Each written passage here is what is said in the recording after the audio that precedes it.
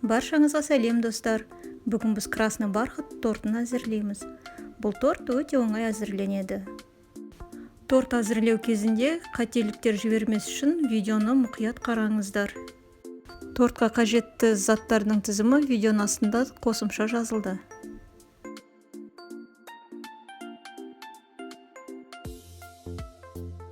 Торттың құрамына кіретін барлық ингредиенттердің бөлме температурасында болғаны маңызды. Ең алдымен 3 жұмыртқаны шамалы миксерлейміз. Сосын оған азаздан 300 грамм қантты енгіземіз.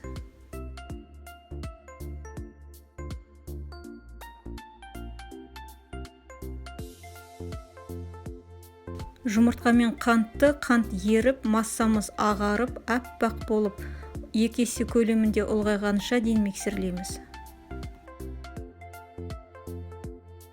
Енді массамызға 280 грамм өсімдік майын қосамыз. 300 грамм бөлме температурасындағы айранды қосамыз.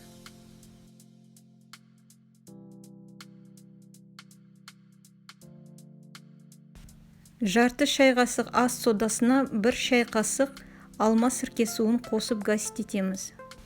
Сондай піскен бисквитте соданың дәмі шықпайды.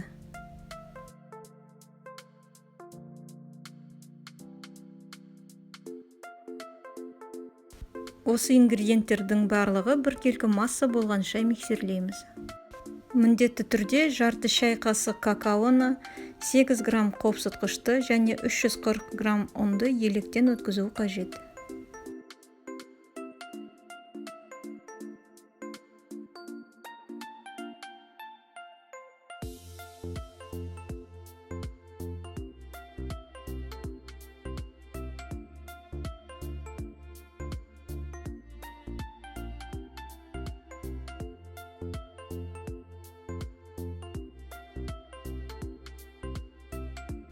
Енді електен өткізілген заттарды алдын ала миксерленген массамызға азаздан қосып миксерлейміз. Бір келкі масса болғанша. Ішінде ешқандай іртік қалмау керек.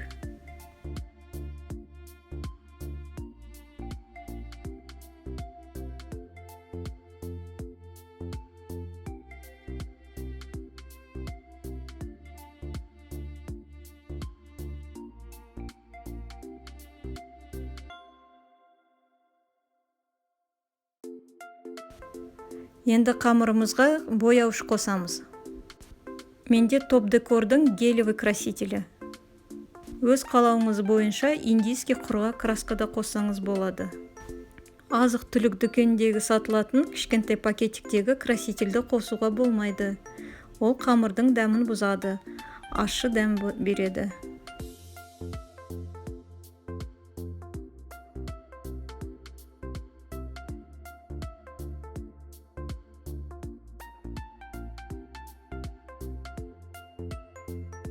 Бояушты өзіңіздің талғамыңызға сай қоссаңыз болады, бірақ шыли көп қоспаңыз.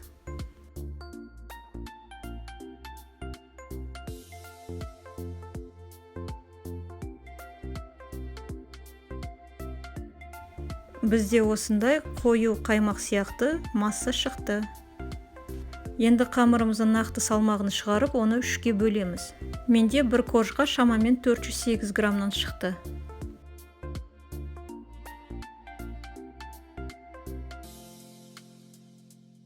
Форманың диаметрі 24 см.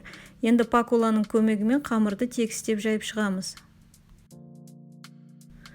Форманың астына міндетті түрде фольга төсеңіз, сонда бисквиттің асты тегіс болып түседі. Бисквитті духовкада 170 градуста 20-25 минут пісіреміз. Піскен бисквиттер толық нақты суығаннан кейін кремді әзірлеуге кірісеміз. Ең алдымен ыдысымызға 600 грамм творожный сыр және 200 грамм маскарпонені саламыз. Сосын үстінен 180 грамм қант ұнтағын қосамыз. Менде қарапайым қол миксері болғандықтан ең алдымен творожный сыр мен қант ұнтағын қасықтың көмегімен араластырдым. Егер де сізде планетарный миксер болса, онда оның ыдысына творожный сыр мен қант ұнтағын қосып, миксерді қоса берсеңіз болады. Ең маңыздысы осы творожный сыр, маскарпоне және клегей тоңазытқышта 8 сағаттан кем тұрмау керек. Творожный сырды, маскарпонын және қант ұнтағын біркелкі масса болғанша миксерлейміз. Осы массамыздың үстінен 500 мл кілегей құямыз. Кілегей міндетті түрде 33 немесе 35% болу қажет.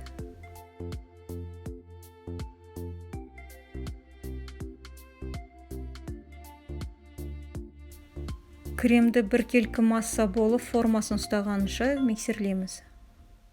Шыққан кремнің массасын өлшеп 3 кондитерлік қапқа бөлеміз. Шамамен 480 граммнан шығады.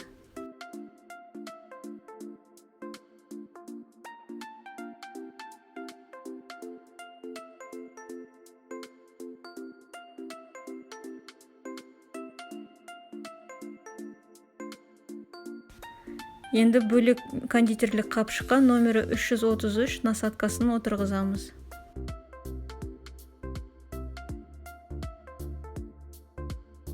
Бұл насатка осындай жабық жұлдызша болып келеді.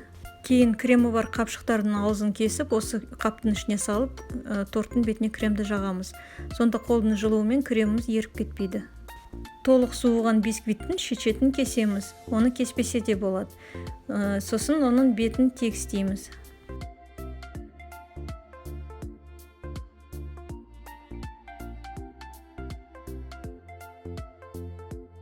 Енді тортымызды жинаймыз. Поворотный столикқа шамалы крем жағамыз. Оның үстіне подложканы қойып, үстіне тағы шамалы крем жағамыз. Сонда жинап атқан тортымыз жылжып кетпейді. Бисквитті міндетті түрде астын, табанын жоғары қаратып қоямыз. Кремді жаққан кезде насаткамызды бисквитке тигізбейміз. Шамамен 1-2 сантиметрдей жоғары ұстаймыз. Сосын осылай видеодағыдай айналдырып сығамыз.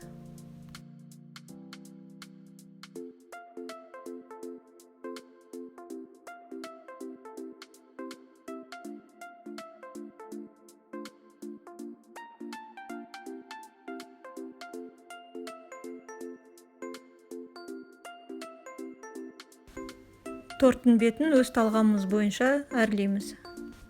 Торттың бетіне жеміс-жидек қойса болады, немесе осындай кондитерлік тәттілерді қойып шықса болады. Мінеки достар, бізде өте әдемі және өте дәмді красный бархат торты шықты. Егер де сіз тортты сатылымға дайындасаңыз, осы рецепт бойынша торт 2,5 килограммдық болып шығады. Видеоны соңына дейін қарағандарыңызға көп рахмет. Сіздермен бірге болған Эрика. Каналыма тіркелуді ұмытпаңыздар. Күндеріңіз сәтті өтсін.